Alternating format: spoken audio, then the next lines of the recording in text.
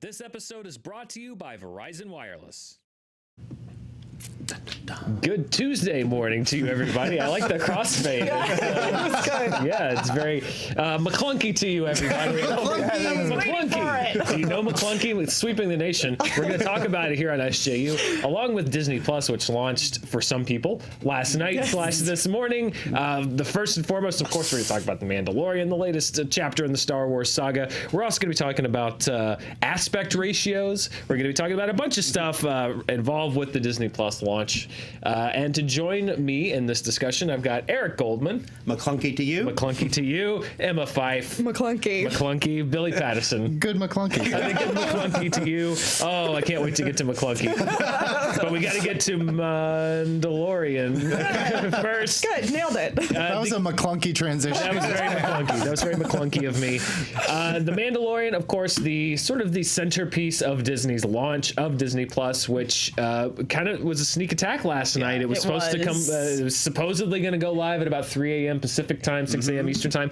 But I was able to access it at about 10 o'clock last night. So they just sort of threw it out there. I started seeing people posting screen caps that they had their Disney Plus app up and running at about 9:30 last night. And then can I just tell you what a psychopath I was running around to every device in my home, checking their app list to see if they had Disney Plus. I hadn't turned on my PS4 in months, and I was like, turn on! So I was texting Ken Knapsack, and we were both like, I think I have a Fire Stick from 2012 in my closet. Let's try this. And then I went off Twitter because I was so scared of spoilers. Yes. And I'm glad I saw, because I saw some people with Xbox were able to get it really early. And then I'm so glad you put in Slack that you were able to get it, Dan, because I'm like, let me check Roku again. And there it was. It hadn't been there. Well, I had this back and forth battle with Twitter last night of being like, okay, I don't want to see spoilers, but also I want to know if people with iOS or PS4 are able to access it yet. Yeah, it was a struggle. I wasn't quite at that level of desperation. I was just like, oh, it's on Apple TV, cool. If not, I was just going to go to bed. Probably a majority of the public.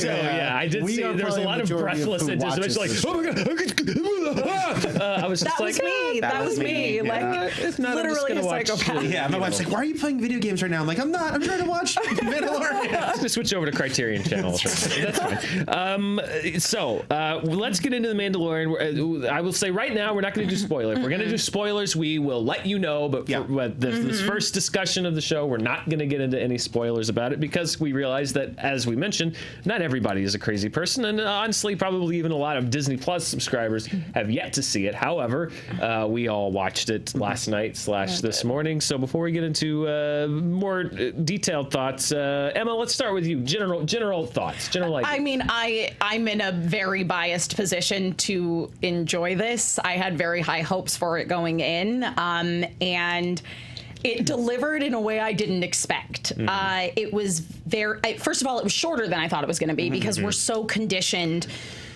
that dramas are hour-long dramas. So that means that normally they're going to fall in somewhere between the 46 and 53-minute mark. And especially streaming dramas. I mean, if we look at stuff like the Marvel Netflix series, a lot of those came in at an hour and change. So 35 minutes was like, oh man, what? This is short. However, I will say that to me it felt like this nice sort of contained little Western in a way that I really, really enjoyed. It also had a very interesting sense of humor that really, really jived with me, but I could see potentially being off-putting to others. Really? Yeah. Huh. I didn't even think Some about people that. don't like humor in Star Wars. Some people don't like humor in general. Let's be honest. I think that there are some people that probably felt like this was sold to them as a very gritty drama, instead of them taking a moment and thinking, wait, sure, it's a drama, but it's also Star Wars. And you guys, I hate to tell you this, but Star Wars is kind of silly. It's kind of silly. I say 39 minutes surprising, but a Daredevil minute and a Star Wars minute are vastly different costs. That's very true. At a CPM cost per minute, I don't have any charge for this, but I'm guessing a Star Wars minute is vastly more expensive than a Daredevil minute. Yeah. Billy, yes, you got the Star Wars shirt on today. I do. Yeah. What did you think of Mandalorian? I understood within a few minutes what they meant when Jon Favreau was like, I played with the toys a lot, and this is like playing with the toys, because where else would an Ugnaught be one of your main characters? Right. It's like he had this like the weird collection of Star Wars toys because his older brother had Han and Luke and Darth Vader, and he was like, all right, let me make a story with the ones that I have. And it worked for me. I got super excited the minute, like literally the first 5 seconds when I saw like the specialized Star Wars opening. I was like, we've grown so accustomed to like Marvel movies opening, and I was like, ooh, Star Wars gets one now. Yeah. That was pretty cool. I like last night. I have a pretty good speaker bar in my living room. Brag. So I am bragging right now, as a matter of fact. So I cycled through to like cinema mode, and I turned off all the lights. Like it was a very cinematic experience for me. Yeah, I enjoyed it a lot, and a lot of. I feel like this. I'm probably wrong, but I think this might be as close as we get in the year of our Lord 2019 of Star Wars fans maybe agreeing we like something. I don't know what you're talking about. Asking for a lot. Eric, what would you think? No, I really dug it. So it was interesting because I went to that press event a couple weeks ago where they showed us like 27 minutes, and they said, well, this is from different episodes. But then I was a little surprised to realize, we actually saw a good chunk of the first episode uninterrupted. I'll say without spoilers, I feel like people know Werner Herzog's in it. We saw through Werner Herzog's scene, like uninterrupted. Oh, yeah. You know? They showed that at Star Wars Celebration too. Right. Yes, because I realized that everything we saw, and we saw a couple different scenes as well at Celebration, or I think maybe it was a back-to-back of the scene with Grief Karga, the Carl Weathers character, and then going into the which aired back-to-back pretty stuff. much. Yeah. So I realized I'd seen a good chunk of this episode as well. Yeah, but I think it's really good. Star Wars has always, of course, had a major Western influence and vibe to it, but this really leans into that. Yeah. Certainly there's the Man with No Name and the gunslinger aspect, but I think it's really well done. That whole opening, obviously, in the cantina where he gets to show off how skilled he is. I just thought it was really good. It was really cool aspects to it, and I also enjoyed the humor of it. And I think whenever people say like it should be just gritty and serious. And as much as I love a lot of gritty and serious Star Wars stuff, it's like, guys, Star Wars from the beginning had, Han doing the we're fine, how are you? And it's like, it was never humorless, and it's stupid to think it was. And I really like Dave Filoni directed. I didn't realize he directed the pilot. He did, and I think that's great. And Jon Favreau is credited as writing this episode. Yeah. And to me, as somebody that is a big fan of Filoni's previous work on the animated series, this episode, you could feel that he had directed it. If you're like familiar with like his kind of sense of humor and his take on Star Wars. His take on Star Wars, exactly. A few things that stood out to me. Number one, I just want to point out again how amazing it is that we live in a world where Carl Weathers plays a character named Grief Karga. Come on, give me a break. That's insane.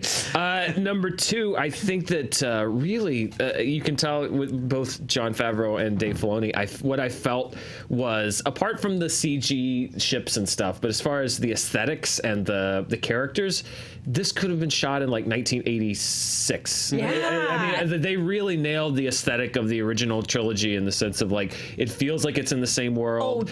Oh, totally. It feels like it is a part of that universe. It doesn't feel like it's an add-on. Monkey, by the way. I know. I loved / hated what they showed us of the only other salacious crumbs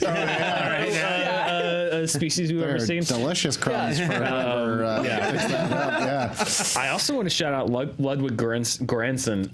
Did the music. Score is incredible. I mean, the score is great, and then the credits really the credits were great, and just his score that played over that. That's what it was like those end credits, like and the score was a huge part of it, along with sort of the montage of artwork that they show. I love that. That to me just really solidified what the feel of this series is. Yeah. I love the aesthetic of it. Without going into, I'm intrigued by the story. Yes. I think that it potentially it could go either way. It could be really interesting dive into a side of the Star Wars lore that we don't know much about in the canon movies and TV, or it could be a bit of, do we really need to know that? We'll find out. Right. We'll find out. But I love the aesthetics of it. I thought it was really cool. Are we doing spoilers or no? Before we go to spoilers, I just want to say one thing about the running time, which is I was really appreciative of, because first of all, it didn't end and I didn't go like, they skipped too much. I felt like that was satisfying. And also, it's like, that's the thing is, network TV, we're so ingrained that 44 minutes, 60 minutes, but it's 44 minutes of content. And that's what's ingrained in our mind. And then streaming services, like, no, you don't have to do that. But everyone seems to be, it can be longer, which it can be, and that's great. But a lot of those Netflix shows, the bloat on them, where you're like, this could have been trimmed down 10 minutes and been a better, tighter episode. So if it came in at 38 and they're like, that's good, why not? The next one might be 52. The next one might be 47. I mean, that's the thing. I think that's the advantage is there's no supposed to be. Yeah. There's no they're not supposed to be any length other than how long they need to be. Yeah. And maybe they wrote the script and Favreau was like, all right, well, this is the introduction, and any more would just be, I want to leave something for episode 2, which is coming out on Friday. So it's a short turnaround anyway. Yeah. Let's see. Anything else? Taika Waititi, funny. Taika. Nice voice. I mean, and he still has his Kiwi accent too. Yeah. It's great. And it's and Pedro Pascal, who obviously has a very tough road as an actor, taking away his face completely. I thought that him and Taika, that they had some good banter, some good interplay there. I mean, in really a very short time, he quickly got a good dynamic. But that's I guess that's part of it too. Like with IG-11, it's like you see IG-88 and Empire Strikes Back, and your 8-year-old brain's like, I wonder what that thing could do, and then to actually see it does a lot more than my little imagination thought it could do, and it can do it really well and really realistic looking. Like it doesn't look like General Grievous or something. It looks like that's really like a tin can moving around shooting pretty crazy. Like that's the stuff that I loved out of this one. And it was really cool with Filoni because, for instance, I was thinking about the fact that the first time I ever saw an IG droid in action was on Clone Wars, and that was really cool there to be like, oh wow, so that's what they can do. And here he got to, so he'd already done it on Clone Wars. Now he could do it in live action. And I think he actually purposely, and to his credit, pared it down a little because in animation it went even crazier. I think it was like spider-like and going on the ceiling. It has like spider legs. And so I thought, no, this is great because he's already kind of tested it on Clone Wars and he knows that was probably it wasn't too much for animation, but in live action maybe we pull back a little. And that's why he's such a great person to be working on this show. Yeah. All right, let's briefly get into spoilers. So we don't want to go too far into it because a lot of people might not have watched it. Yes. For those of you that have watched The Mandalorian, we're going to briefly touch on some spoilers. Don't worry, we will be back to talk about the rest of stuff that we might have watched last night. But let's briefly touch on some spoilers. I wish I knew we were doing spoilers because we made a brand new Joe Starr spoiler graphic. And I forgot to load it. But basically, you could just mute it and watch Joe dance. Maybe you'll see that on Friday. Well, on Friday, exactly. So let's briefly touch just the spoilers. Obviously, the biggest one being the reveal at the end of the episode that we perhaps may be learning more about. Listen, Mike Carlson has been a font of information about Yoda's race and species for years for us now, but the average person doesn't know. Looks like we may learn a little bit more about Yoda's and Yaddles. Is this a Yoda Yaddle progeny? 50-year-old baby. What do you guys think? I mean, I think that it just kind of serves as sort of a metaphor for where this series is going because, previously in this episode, we see a scene where our nameless hero, Mandalorian, meets with another Mandalorian, presumably blacksmith, basically, when he turns over the little bit of Beskar he gets from the client, Werner Herzog's character, and she melts it down and makes like a new pauldron for him. It's a super rad scene, but they kind of allude to this whole idea that, and it's something that was canon it was never canon, sorry. It was in like the EU stuff as far as Mandalorians go, that it was very common in Mandalorian culture for people to be adopted and just kind of brought into the culture. Like they were pretty accepting of outsiders. It's like if you want to be a Mandalorian, no matter what kind of race you are, wherever you're from, it's cool. Come join us. Twitter could learn from them. Yeah.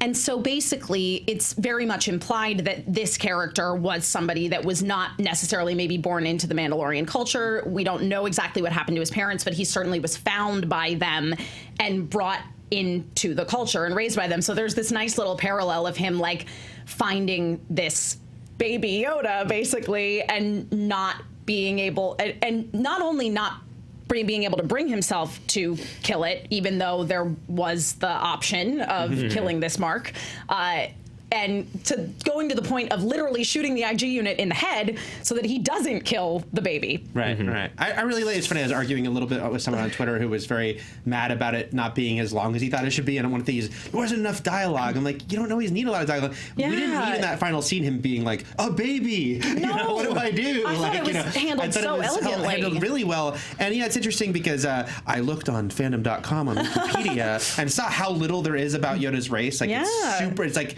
completely mysterious. So on one hand, I understand the thing of people being like, you don't need to explain everything. On the other hand, I'm like, I don't feel like this is going to ruin anything to be like, hey, this is what this race is a little bit. Let's go a little bit into that more. And it's not like they have to reveal every single thing because now it's just about this baby and what he's going to do with this baby. Clearly, what does Werner Herzog's character want with it? You know? Well, what's potentially interesting too is that the only two people that we've seen of the species are Yoda and Yaddle, both on the Jedi Council, which means is this baby the last like super force sensitive midichlorians through the roof? The alien until Rey comes along. Who knows? But this is in between sagas, if you will. Right. So you have to wonder if this is going to be a huge character. Then of course the question would be like, well, wait a minute. This is we're now going into a world where the Force reawakening is such a big deal. So do you think they maybe painted into a corner a little bit about what they can do with this character?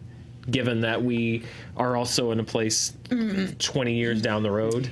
It's interesting because I would have said the same thing about Star Wars Rebels, which is another Between Sagas series, which takes place leading up to the events of New Hope, but after the end of Revenge of the Sith. And some of the characters in Rebels are Jedi. So you're like, well, they don't have a choice. They have to kill them off because we know in New Hope that like Luke is like, he's the New Hope, if you will. So I would have said that they were painted into a corner, but they had a really interesting ending in terms of kind of explaining why we don't see some of these characters in the original trilogy. And again, Dave Filoni was at the helm of that. He's kind of the showrunner on this show, so I think that it'll be interesting to see where this goes. Let's address the clone in the room, which is that, as always, people were scouring the episode for Easter eggs, and I've seen some people saying that they believe they spotted Boba Fett. Now, but it's, first of all, question one, because Boba Fett and Jango Fett were not Mandalorians. Correct. They were Mandalorian armor, but they were not Mandalorians, whereas our lead character is Mandalorian. Jango Fett was a common bounty hunter. Who, so some people might almost say that, he was a poser. He's totally a poser. So, number one, do you think that they will, it seems like we're going to get into a little bit more about actual Mandalorians. Yes. Do you think there's a shot? Do you think there's a possibility that this may be where they decide to have a hand come jutting out of the Sarlacc pit? Well, you see, in some of the novels set after they've been decanonized. No, the new one. The new about his armor being discovered. Okay. So, and I also, no one's confirmed this, by the way, at Lucasfilm, but my assumption is that this show exists because the Boba Fett, was it Trank who was going to do the... Trank was going to do never Boba confirmed, Fett, but rumored to be a Fett movie, didn't happen, and it probably morphed into this, not directly, but kind of like, let's explore that realm. So I think it's possible. I mean, Favreau, I felt like he was pretty much shooting down the theory by mentioning at that press event, oh yeah, I've heard people say that we're going to reveal the Mandalorian's really Boba Fett. And by him saying that, I'm like, okay, so I don't think that's going to be the case. No, it's not going to be like, this guy is Boba Fett. But I feel like we'll get him at least mentioned, if not seen in this first season. Because that was interesting, that scene with the blacksmith, because it was a little bit like, oh, let's look a little more peek into this world and who these people are. So, and we're getting more of a peek into bounty hunters and how they work and how they get their assignments. So I feel like that's your opening to kind of mention like those false Mandos. I loved also just that little detail of Carl Weathers, Grief Karga, saying, I can only pay you in Imperial credits, and then the Mandalorian saying, well, the Empire's no more, this is useless, and then him going, all right, like I've got some, I think it was Mon Calamari, which is a great little nod to like Republic credits are no good out here. It's like, well, Imperial credits are no good out here, so what do we got? It was great. All right, so I'm going to put you all on the spot before we end our spoiler chat. Percentage-wise, what's the percentage chance that we see Boba Fett in this series? See him or hear a reference? He is a presence, a corporeal presence in this series. I would say hear a reference 100%. Yes. Actually, physically in this series, I hate to waffle directly in the middle, but I'm sort of a 50% on this. All right. Yeah. In this first season, technically the odds are 50-50 because it's yes or no. That's true. I'll accept your answer, but it's a non-answer. I'm going to say in this first season, 15%. 15%. But in a series, I'll say 60%. All right, it's 15-60 split. I'm going to say less than 10 season 1, about a 70 before all is said and done. So maybe not this season. I think he'll be a big bad, or a Darth Maul type thing from Solo, where he shows up at the end of something, and that's like the finale. You know, a cliffhanger, right? Yeah. Well, only time will tell. Episode 2, as we mentioned, will be coming out on Friday, and then the series sort of comes out every Friday, except for the holiday. It's a weird except schedule. for the week that Rise of Skywalker. And speaking of holidays, Life Day, absolutely canon. Thank you, Mandalorian. Star Wars holiday specials. And the Life Day mention, and of course he's carrying the weapon for the holiday special. Yes. So I like that there's like a lot of holiday specials. And also, in case you guys wanted dinosaurs in Star Wars, those are now also canon. Yay! Some crazy stuff. Maybe we'll see dinosaurs. Who knows? All right, that's the end of our spoilers. Spoilers are over for The Mandalorian. You are safe to tune back in if you haven't seen. Give him one more wave. No more spoilers. Come back in. This feels like we're telling you not to watch. Come back and watch the show. Spoilers are done. Before we move on to the rest of Disney Plus and talking about some other stuff, guys, first of all, thank you so much for liking, subscribing, sharing, tuning in, everything we ask you to do. You've been amazing about doing that. You've been hitting that bell. Ding. Thank you. You're the reason we get to do this show. So thank you for your support. Secondly, as Eric mentioned, and I've got a 20 to give you after the show, Fandom.com has a lot of great stuff. We, first of all, not just on Fandom.com, but also on the Screen Junkies channel, a new episode of Power Levels just came out. Disney Frozone versus Elsa. The Disney Ice matchup, Disney on Ice is what we should have called it. Billy, you were big in helping produce this. Yeah. This one is interesting because we usually do 2 franchises against each other, but we have 2 under the same house, the Disney house. This one was really fun. This one was tough, and we learned that Elsa and Frozone don't shoot cold; they absorb heat, and that heat's got to go somewhere. So every time that you see Elsa make a snowman, there's probably a nuclear level explosion behind her of all that heat going somewhere. Well, I mean, it speaks to Disney dominance, by the way, about how it's under the same roof because Iceman is also owned by Disney. Right. So that's true. If you have ice powers, Disney probably owns you. We kicked him out of the competition pretty early because movie Iceman kind of sucks. Yeah. They don't really go much into movie Iceman. He really got short shrift. Bobby. So check that out right now on the Screen Junkies channel, Frozone versus Elsa. Also, Never Surrender documentary that we made about Galaxy Quest. There's a Fathom event coming up in 2 weeks from today. Yeah. 2 weeks from this day right now is our Fathom event nationwide here in the U.S. We're super excited. There will be options if you can't make the screening or if you're not in the U.S., but please join us on November 26th for our screening of Never Surrender. You can find information about how to get tickets in the description below. And we've been calling out some folks who have been sending us pictures of their ticket on Twitter with the hashtag Never Surrender. And we encourage you to do the same. There's some people that we haven't called out yet. We're trying to get to everybody. So please hold tight with us. We want to give everybody a shout out. But a couple of people who sent us pictures, Aaron Netsky, at Aaron Netsky, sent us a picture. When we went to buy our tickets, the Never Surrender movie icon in the kiosk was for a 2009 MMA movie. We were confused. We did not have anything to do with production. Eventually, we figured out it was the right event, wrong poster. We have our tickets. We are not catfishing you with an MMA 2009 movie. I promise you, the movie that you're seeing will be our documentary for Never Surrender. Was there an MMA movie called Never Surrender? I wonder. Maybe. That they just Some grabbed. Joel Edgerton piece of crap. Never back down. Never back down. I don't know. That We'll sounds like see. a dance movie. First of all, Warrior is a great movie, and I will not have it defamed. I will not have it defamed on this show. Also, To a besmirch great it. series on Cinemax. Warrior. Oh God, Joe won't shut up about good. Warrior. Joe's all about that show. It's so good. We also have Random Minds at Random Minds sent us their picture as well. Fandango VIP points too. Getting those points. Love you guys at Scrooge Executive Random. Love you, Random Minds. Thank you so much for coming to see the show. Also, we're spotlighting. We're very lucky to have this platform to talk about things like Mandalorians and the word that we're going to talk about here in a second. So we also want to highlight places and people that we think deserve some attention. And this month we are highlighting Big Brothers and Big Sisters of America.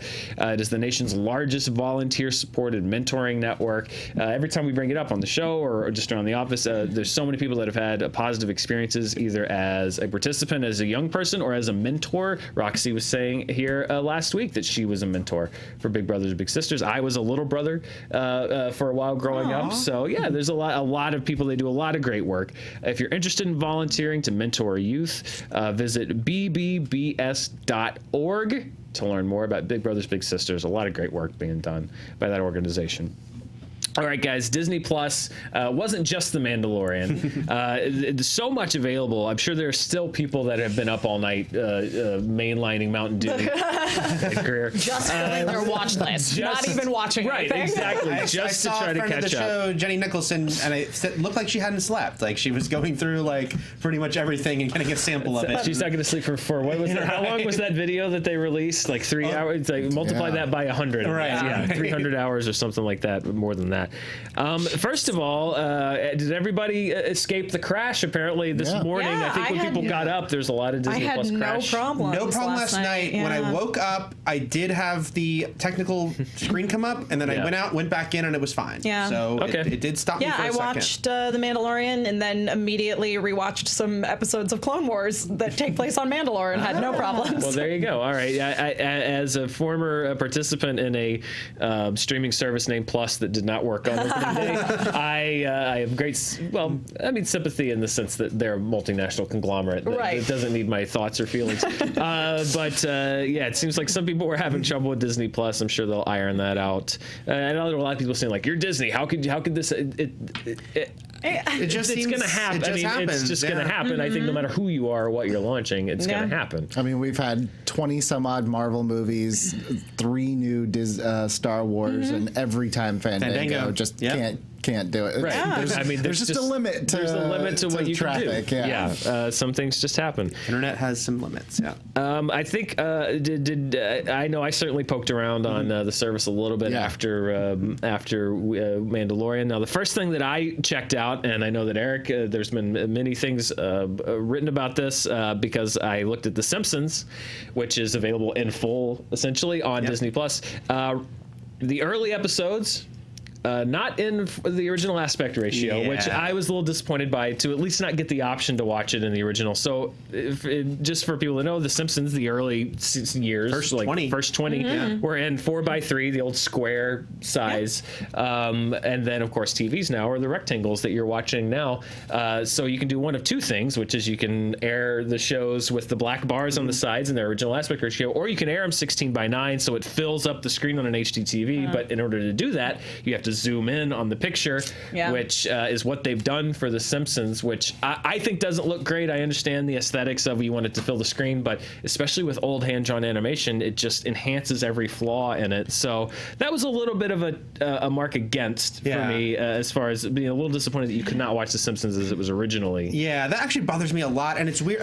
On one hand, I understand that The Simpsons, of course, is their crown jewel as far as the animated series. Like, it's such a big get for them. On the other hand, it was was weird because the two things I watched after Mandalorian were a few minutes of Spider-Man and His Amazing Friends, second Iceman reference of the show I'll make today. Was that in 4x3? And that was in 4x3. And so was the next thing I watched, which is the first episode of Gargoyles, a show I've never watched, and I'm very excited. God. That's and my wife was excited to rewatch. Yes. And so it was 12:30 in the morning, and she's like, "Put on Gargoyles" when I mentioned it.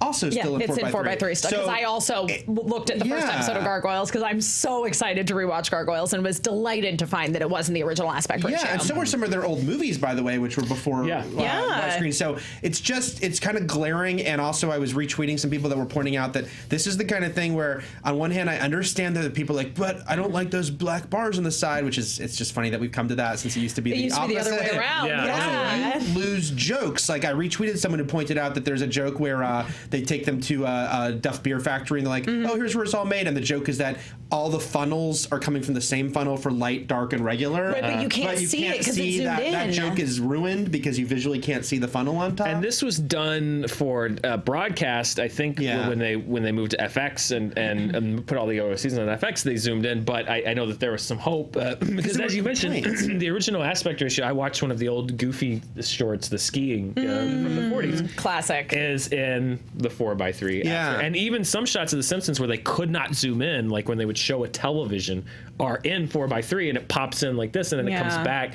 I get that you maybe want to be uniform with the later seasons, but I was not a fan of this. I know that you have to have capacity, and so I would have liked at least an option to watch it. And I feel like they might listen to people on this because there's also a history of this when FX got the rights to all The Simpsons, they put it on that app. I think at first it was all widescreen. Then they listened to people and made it an option and you could choose. Then for some reason they undid the option. It was back to widescreen. But in this case, I'm hopeful that they will listen to people. And I think that I've already seen some Simpsons writers retweeting about it, and they have both versions. So it's super annoying right now, though. What was some other stuff, Billy? What did you check out? Surf around a little bit? Yeah, my wife immediately wanted to watch Lady and the Tramp, not the new one, the animated. I watched the first 45 minutes of the new one.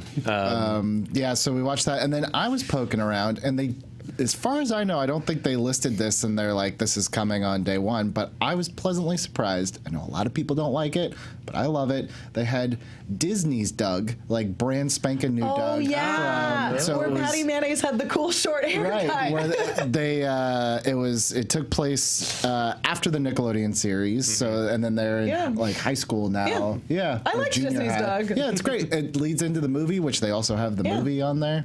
His first movie. Doug's first movie, and probably only. Or like Doug. I'm a fan of Doug. Emma, you mentioned you watched Gargoyles. Yeah, and also some episodes of Clone Wars, which hasn't been off of Netflix for all of that long, but it's sort of my go-to background show. So I was just so happy to have it back and all at my fingertips, and I'm really excited to watch the rest of Star Wars Resistance, which is the newest animated series, because I started it and then I got really annoyed with the Disney XD ads. So now that I can watch it ad free, I was really enjoying it. So same here. Oh, and then I wanted to mention, because I did get to watch a lot via press screeners non-Mandalorian content beforehand. So one thing I didn't watch because I already seen was the first episode of the Imagineering story. I want to watch that so badly. If you're at all a Disney Parks person, which I am very much, this is a great series. I mean, yes, it's Disney covering Disney, so of course you feel like, well, they can't be warts and all, but they're still not saying everything was perfect. There's still some, criticisms of themselves. And I watched the first 2 episodes. I think the second comes out Friday, and it's really interesting. And there's a lot of cool behind the scenes footage I'd never seen. Some I'd seen, some I'd never seen, of them building like classic rides and behind the scenes. They go into the tunnels underneath Disney World. They go inside the Matterhorn where the basketball court is. You always hear about. So there's like, if you're like a parks geek, it's a lot of good stuff. Is it, because I saw that and I wanted to watch it, but I saw there's one episode. Do they just do a different ride each episode? No, it's era. So like the first episode is up through Walt's death, and the second episode is like, how did they deal with Walt's death up through the opening of Epcot and Tokyo Disneyland. So I think that's going to go like, it's sort of decade-ish at a time, but go through the years. Something that a lot of people had mentioned, of course, there are some things like Song of the South, which will probably never see the light of day on Disney Plus, but obviously some of the earlier Disney films from the 40s and 50s and 60s and beyond had some characterizations that have not held up well to the test of time, and there was some question about how will Disney handle this. Turns out that that there's a disclaimer on these films, not before the films themselves, but on the landing page when you see the name of the movie and you can hit play. There's a disclaimer saying that these films may have, I believe, some characterizations. I texted it to myself. It may contain outdated cultural depictions. Outdated cultural depictions. Yes. I live it says it may contain. It may. It does. If it has the disclaimer, trust me, it does. So that's how they handled that issue. That makes me wonder, though, like, you know, they censored some of the, like, Fantasia and some of the, like, the characters smoking and I think Three Caballeros. Like, if you put that disclaimer up, does that mean that the original versions are up there, or is it still the, like... I feel like there's some poking around. People are going to find little things here and there. Speaking of little things that people have found, that brings us to... I'll just set you right up. I was very happy I got to show this to you. Perhaps one of the oddest changes, which is that viewers of Star Wars, 1977's original Star Wars, now known as A New Hope, have discovered that the scene that wouldn't die has been edited yet again. At first it went from only Han's shot, and then Greedo shot at Han and it kind of missed his head. Weird head jerk, that really terrible and one. then they shot at the same time. Well, there's been an added now word to the Han and Greedo scene. This is not a joke. 41 years later, we got a new word. According to The Verge's Julia Alexander, this was a change that was made under the perhaps the last contribution of George Lucas to the Star Wars saga, which is that now just before Han shoots Greedo, he has an extra word, which is McClunky. McClunky. So by the way, that's not automatopoeia. Like that's literally what the word is. So it's Han saying, "I'll bet you have," and then Greedo goes, McClunky. Right. So if you don't remember the flow of the scene, Greedo says he's been looking forward to this for a long time. Han says, "I bet you have." Now in the original cut, he says, "I bet you have," and then he just blows him away. And then we've had 3 or 4 different versions of this. Now Han says, "I bet you have," and then we cut to a close-up of Greedo who says, "McClunky." And then Han shoots him. And then they shoot. Yeah, they both shoot. Which a lot of people have pointed out that I guess Sebulba said McClunky in episode 1, which could roughly translate. Some sort of screw you. But my question, I was going to say, but my question is it subtitled when Sebulba says it? Because that's the thing, is all of Greedo's like alien language is subtitled. Except for McClunky. McClunky's the key to all this. Another change made to the original Star Wars films. I'm a huge Star Wars guy. The Han shot first has never been a hang up for me. Like at this point, like it's just comical, but like it's just I almost like want a golf clap for George. Like way to just stick it right before you sell it. Like it's exactly the way I left it, and then McClunky's just in there. Eric, what was the origin of this? This was a change made for a version that never happened. Yeah, this was because they're putting all the movies are in 4K on Disney Plus, but George oversaw this 4K transfer and was supposed to be, he was going to re-release all the movies in 3D. Remember we got the announcements? They only did episode 1, but he was going to do not only the prequels, which they announced, but apparently he's going to get to the original trilogy too, which would have been interesting. But that's when he was working on this and did this, because I'll also say a cool little touch is that the Fox logo is back on it, because Disney had put out the Star Wars movies digitally since they owned them, and it was now just the Lucasfilm logo. So now that they own 20th Century Fox, not only are we getting the Fox logo back, but this is the first time we're seeing the 4K versions that George oversaw. And apparently McClunky was the last thing. Because they said this was like 7 years ago. Parting gift was McClunky. Like that just makes me so happy. This whole time he's just been like fairly grumpy about like Force Awakens and stuff, and he's just sitting there. He's like, I can't wait until the day people discover that I left McClunky in there for you. I just imagine like he's in the room, he's got the papers in front of him, he's got his pen like on the paper, and he's like, hang on 1 second, and he's just like picks up his phone, he's like, this is George. Put McClunky in. And then he just signs the paper and said Disney owns McClunky. This is like a time. This is like a time release thing where nobody knew McClunky existed until now, and now we live in a world where an entire generation of children will grow up. I was going to say from now on, time is going to be measured pre-McClunky and post-McClunky. No, instead of being angry at that scene, doesn't it just like make you laugh? Well, because it's like some kind of Mandela effect. Where I remember 8 different versions of it. They don't exist anywhere anymore. Like the original, and then the one that was in the first special edition, where it was like a weird digital head thing, tilt. and then it's a simultaneous, and then it was retimed, and then it was timed again, and now we have McClunky. We live in these alternate universes now, where these different versions exist. But they scrub the old ones. So whenever you tell anybody about it, they're like, that doesn't exist, and you can't prove it unless you pull out a VHS tape, which I still have. Same here. Unless I go home and find that my the window's broken. And they're gone. Yeah. Disney ninjas have come and stolen all the previous hard copy. People have those like Han shot first shirts. Now I want a McClunky. Yes. I promise you. They're savvy enough with shirts are merch being that made. Disney will do that. I want a McClunky There's shirt. probably already like 8 McClunky shirts available on TeePublic. I want to see an action figure commercil that's like the old ones with the little kids where kids like McClunky. How are we spelling it? I want to make sure that we're all canonized. Well, I don't know. I spelled it MAKLUNKEY. And I should say, people are mostly hearing McClunky, but some are hearing McCunky, where it's no L. But McClunky's funnier. McClunky is hilarious. Because it literally says clunky in a scene that we think is incredibly clunky. McClunky. Just a couple more things. Several Marvel series, including Agent Carter and Runaways, some Marvel films, the Captain America movies, Iron Man 2, were included that were not included in the original list of content. Maybe they were surprise entries. Maybe there was some contract stuff. It just seems like it was interesting to me because they were making some of this was announced last minute, and I think Agent Carter and Runaways might not have even. So it is interesting to see behind the scenes Avatar 2 being added. It's like, yes, as much as Disney owns it all now, they still can't undo these contracts and deals. So it is interesting to me to see that they were very last minute doing what they could to move stuff. Yeah, I read an article that there was like the ink was still wet on some of those, and they just like the big one being Endgame, moving it up a month. Right, still in the release window of the home video, and they're just like sign off on that. And that one actually has that deleted scene of Tony with his daughter that did not make it onto the Blu-ray. That we're all like, we really want to see this. It's on Disney Plus, but they aren't advertising that, which I think is kind of cool. Yeah. In a service this vast, I'm sure there are odd, weird little things. I mean, like the fact McClunky that people are gonna find. the movies, like a lot of the movies, have extras on them. Like I didn't know that was a thing. I thought it was just going to be the movie. That's a very. I mean, the Criterion Channel does that. Some of the streaming services, like have moved Vudu, and some of them will have the extras from the Blu-rays. So I'm really happy about that. As they pretty much seek to supplant physical media, which you can pry out of my cold, dead hands. Your VHS copy. Never. I'll be buying Blu-rays till they stop making them, and then I'll be driving to the Blu-ray factory and just with a dump truck, just like put them in. I'll sort through them later.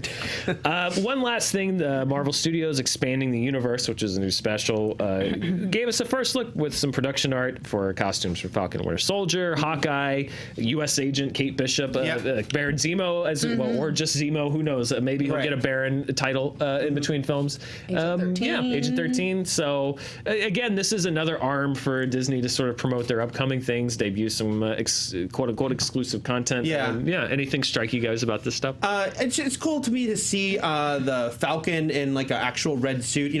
The MCU gets credit, as it should, for embracing comic book comic book looking costumes when we had X-Men and other franchises that so didn't. But at the same time, they still, the colors are not quite as popping as the comics, and still they go for a lot of buckles and straps and things that make it a little more militarized, which they're still doing here. Yeah. But to finally see Sam Wilson and just like, why is his head shaved? I don't know. He looks like Terry Crews. I mean, I like Terry Crews, but I want his hair back. It's just a rendering. And it's just Bucky's an artist's hair is rendering. really short too. I mean, I guess shorter hair is in. He's a striking man. He is. He is. Sebastian Stan. I mean, very. I like, and Eric pointed this out earlier when we were looking at these images, that all of the drawings of Kate Bishop are non-committal. She looks very different in all of the different drawings. One you could be like, that looks like Haley Steinfeld, and another is like, not at all. Yeah. You haven't announced anything. Yeah. Well, it's concept art. It's very, very, very early. Yes. But this could be an arm that we see. Pizza Dog is there, by the way, though. If you know the Hawkeye comic book, which the complaint about Hawkeye is that he's been more the ultimate version than like the classic Marvel version, and it seems like this is going to try to rectify that a bit and reconcile that. So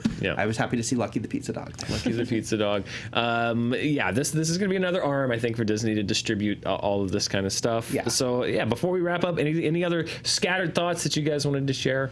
I was amused by the fact that there's a lot of titles on there that have a page that tells you when it will be on Disney Plus. In some cases, going as far as October 2021. Yeah. Well, you got to set your calendar. You have to say, so if you want to see Tomorrowland, which I'm wearing my hoodie for, which is one of my favorite hoodies. Not And a great even movie, Brad Bird doesn't have it. There's moments in that movie that work, but a lot that doesn't. Yeah. But I just thought it was interesting because clearly there's a lot of movies that they just don't have the rights to and they have to wait. But basically, this is their way to say it's coming, and some of it is stuff people are going to be more hyped about than Tomorrowland. But like all the MCU movies that are missing, like Infinity War. So it's just an interesting tactic to be like, we know you're looking for it. Here's a page for it, and sometimes you might have to set your like. I looked up Adventures in Babysitting, and that's coming June 2021. So, Yeah. I have a question for the table. Yes. What did everyone set their little profile picture to? Oh, I haven't set mine yet. I didn't know you could do that. Yeah, I knew you could because of D23. I saw the demo, but I haven't done it. Yeah, they have. You can get a bunch of Star Wars ones, a bunch of Marvel, a bunch of Pixar, a bunch of classic. I did Darth Vader. Yeah. Do they have Scans. characters from the Star Wars animated series? Yeah, they do. You can be Ezra or What about Hera? Ahsoka? I don't Or Sabine. remember. I think you could Okay. definitely be Sabine. Okay. Yeah. Well, that's what I'll pick. All right, everyone can go choose your avatars and also Avatar. Yeah. You're Navi. And every- I don't think you can be an avatar as your avatar. Well, then they're leaving a lot on the table Look, they right only there. got it a month ago. All right, we're gonna write Disney about aspect ratios and Avatar and McClunky Avatar. and so much. Thank you so much for watching SJU. Eric, anything you want to plug? I mention that on Fandom.com we have a really cool article actually that is the history of the Mandalorian people that goes into everything, a lot from Clone Wars and Rebels that like up to this show we've known about the Mandalorians. I did not write that, Brian Young did, but it's a really good deep dive. Check that And there's out. a video companion piece There to it. is. If you're allergic to reading, you can watch Joe Starr do everything you need to know about the Mandalorians in his class. And you can learn about ham days, which is a real thing. In Life Kentucky. days. Yeah, I heard there's the Chamber of Commerce. They did. They were like, guys, they shouted out ham days on Screen Junkie. Well, if you need to know about ham days, check that out. Emma, anything you want to plug? Yeah, I mean, if you want all the Star Wars content all the time, you can watch Jedi Council over on Collider, of which I am now one of the permanent hosts. I also did, in our previous episode, a breakdown of Mandalorian culture. So once again, if you're allergic to reading, there are plenty of video references. But if you want to read, embrace it all, guys. Yeah, read and watch. Cross-reference. That's how you get the Exactly. truth. That's how you make sure that it's real. Yeah. And then over on the Collider Gaming channel at some point this week, I should be having an interview with Cameron Monaghan, who is the voice of and did the mocap for Cal Kestis in the upcoming video game Star Wars Jedi Fallen Order. From It's a Star Wars Palooza. it's just so much Star Wars right When now. Star Wars, you got it. You can also follow us on Twitter at Screen Junkies U. We have some stuff for you to check out. If you know what, if you like reading or you don't, check out either one of them. The Honest Trailer for Hobbs and Shaw, available now over on the Screen That Junkies means you channel. don't like reading.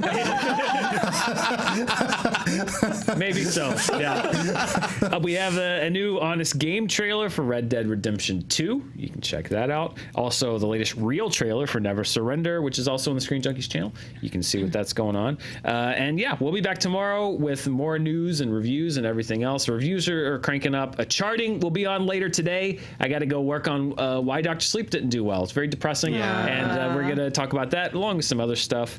Thank you for watching, and a good McClunky to all of you. We'll see you tomorrow. McClunky. This episode was brought to you by Verizon Wireless, launching the 5G ultra wideband network for ultra fast speeds, ultra low latency, and massive capacity. This is 5G built right.